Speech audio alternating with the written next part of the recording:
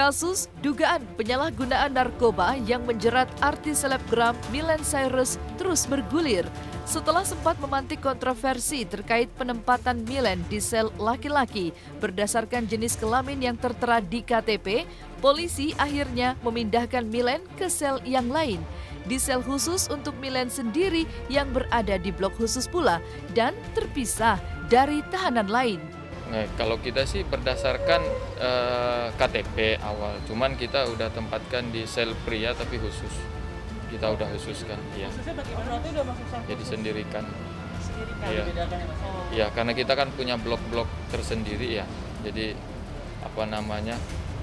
bukan digabung lagi karena memang kemarin kan sesuai KTP. Enggak ada sih, kita sesuaikan aja karena memang kebetulan ada beberapa tempat blok kosong, jadi kita sendirikan jadi tetap sel laki tapi khusus. Iya, karena kan pertimbangannya kan mungkin itu ya ada beberapa mungkin komentar atau gimana, cuman kan kita tetap dia di sel laki. Ya, ini kita garis bawahi sel laki tapi khusus ada. Dia tidak pernah komentar, kita masih mengikuti petunjuk penyidik.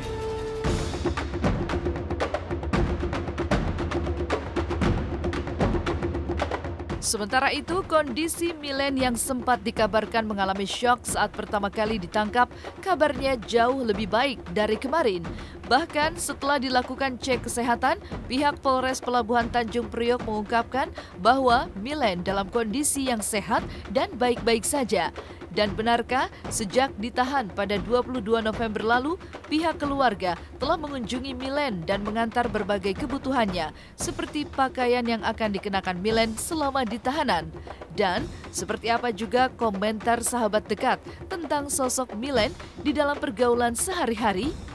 Saudara MC sendiri, alhamdulillah sehat, baik-baik aja.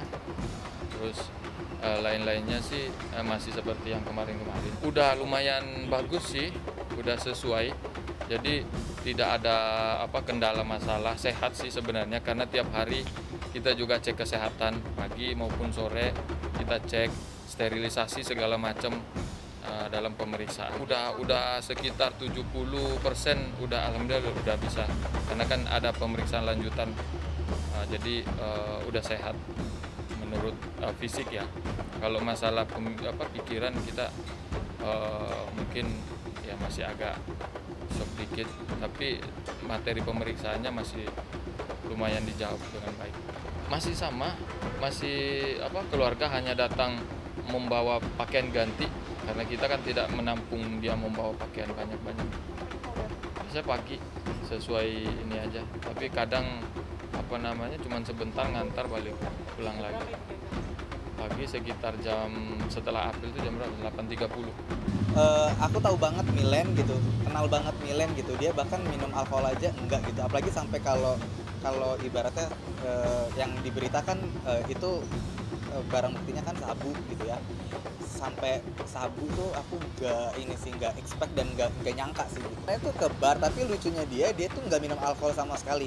Jadi dia tuh karena dia kan terapi hormon gitu. Sedangkan kalau minum alkohol, rokok gitu-gitu kan jelek, nggak bagus gitu buat si terapi hormonnya. Jadi dia tuh bener nggak minum alkohol. Kalau di klub aja, Miley bawa gelas yang biasa orang pada minum isinya alkohol. Dia tuh kalau dia tuang ini teh Poca green tea gitu, dia tuang di situ. Jadi kayaknya alkohol, orang lihat itu kayak alkohol.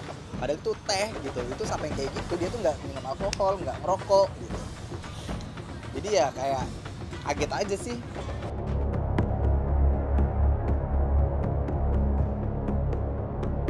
Penangkapan Miley memang menjadi kabar yang sangat mengejutkan bagi orang-orang terdekatnya, terutama bagi keluarganya. Bahkan kabarnya, ibunda Miley sempat terkena serangan jantung dan dilarikan ke rumah sakit. Lantaran begitu terpukul dan syok saat pertama kali mendengar buah hatinya ditangkap polisi terkait dugaan penyalahgunaan narkotika. Dan benarkah mendengar kondisi ibunda yang sedang sakit sempat membuat Miley kembali syok di dalam tahanan? Ya, memang hari ini karena pemberitaan media sudah sangat banyak ya, jadi mungkin kami juga dapat info kalau ibunya sakit, masuk rumah sakit, mungkin sakit jantung kali ya, karena shock.